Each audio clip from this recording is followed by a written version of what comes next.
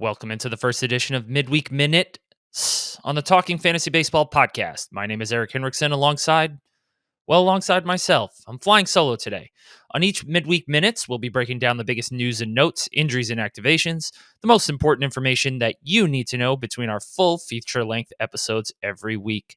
So with that, let's jump right in. So first up, we have unfortunate news. Justin Steele is set for season-ending elbow surgery. If you're looking for a replacement for him, you might look for Matthew Boyd or Hayden Wesneski if he's out there. His teammate, Matt Shaw, was demoted to the minors after a brutal start to the season. And I think it's because his swing needs retooling. It's very complicated. If you take a look at a video of Matt Shaw swinging the bat, it has a lot of moving parts. So Matt Shaw demoted to AAA Iowa from the Cubs. If you drafted Matt Shaw, hopefully you weren't depending on him to be your starter at either second, third, or short to begin the season as he got accustomed to the major leagues. But if you were and you need a replacement at second base, Jonathan Aranda, Mikael Garcia, Christopher Morel, and Jorge Polanco might be available in your league. At third base, again, Christopher Morel, Jorge Polanco, Mikael Garcia, and perhaps Cam Smith, who we'll talk about in just a minute. And if you had him at shortstop, Zach Neto, who we'll also talk about in a minute, Geraldo Perdomo is leading off for Arizona and swinging a hot bat, or Otto Lopez, whose underlying numbers seem to indicate that he's been rather unlucky. Ketel Marte took live batting practice yesterday as he works his way back from a hamstring strain, but he hasn't been cleared to run yet. And in a corresponding move, the Diamondbacks have been starting Jordan Lawler at second base at AAA. So perhaps Jordan Lawler gets a look, but if he does, he'll probably have to produce right away because Marte doesn't seem to be too far away, maybe 2 to 3 weeks. Wyatt Langford resumed swinging a bat yesterday. Apparently, he lobbied to avoid the IL completely, so he could be activated when first eligible and even without a rehab assignment. Juan Soto said pitchers are approaching him differently now that Aaron Judge isn't behind him in the lineup. He has homered in back-to-back games. I would just say this, no kidding. You weren't the best player on your team last year. Aaron Judge was.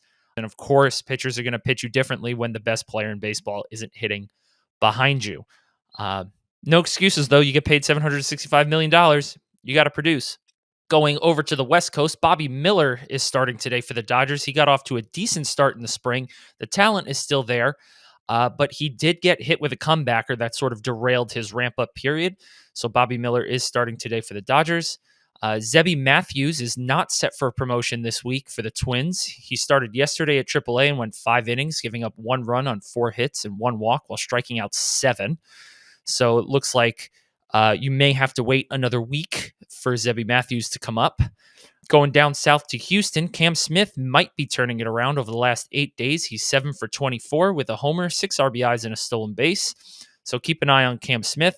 We already saw 1 demotion in Matt Shaw, but Cam Smith, who did struggle as well out of the gate, seems to perhaps be turning things around. So be patient. We've told you that on our feature podcasts on Sunday. Be patient with these rookies. However, I do think Matt Shaw is droppable. He just does not impact the ball. And like I said, his swing needs to be retooled. So it might be a while before you see Matt Shaw again. Alexis Diaz made a season debut last night and will not immediately return to the closer role. He started the 6th inning and walked 2 of the 4 batters he faced before getting lifted for Graham Ashcraft. Diaz did get a hold, but Emilio Pagan looks like the guy to own right now in Cincinnati. But personally, I wouldn't be interested in Pagan long term. He's a very homer-prone pitcher playing in a very homer-prone ballpark. So if you're in a saves plus holds league, I think Tony Santillan is the guy to have. And if you're in a saves-only league, obviously it's Pagan for now, but perhaps Graham Ashcraft is the one to take a flyer on because we did hear Terry Francona come out and say that Tony Santillan is sort of his fireman out of the bullpen. Lance McCullers could debut in late April. Now, there's a name we haven't heard in quite some time. He last pitched in the majors 3 seasons ago in 2022 when he only threw 47 innings before injury. And he's missed all that time since 2022 with an injury mainly to his pitching forearm that required major surgery. He pitched in his 3rd rehab assignment game this past Sunday, giving up 1 hit and 1 walk over 4 scoreless innings with 5 strikeouts. So perhaps the talent is still there. His velocity has been down, but I think that might be by design to try and keep him healthy. Sean Manaea was cleared to begin a throwing progression. Expect him back in mid to late May from his oblique injury, which required a PRP injection and for which he experienced a setback a couple of weeks ago. Ronald Acuna was cleared for running, and all signs point to him being on track for a mid-May return. Personally, I think he'll be more towards late May. The Braves are going to want to give him time so that when he does come up, he's fully healthy and fully ready to contribute. Yuri Perez is set to face hitters in a live batting practice session today as he continues his rehab from Tommy John surgery. He's expected back mid-season, but to me that means post-All-Star break, especially for a 22-year-old who the Marlins have high hopes for, but they'll be very patient with him and make sure he's fully healthy before bringing him back. And last but not least, Zach Neto's activation appears imminent. The last hurdle in his rehab from offseason shoulder surgery is to play 9 innings in the field on consecutive days.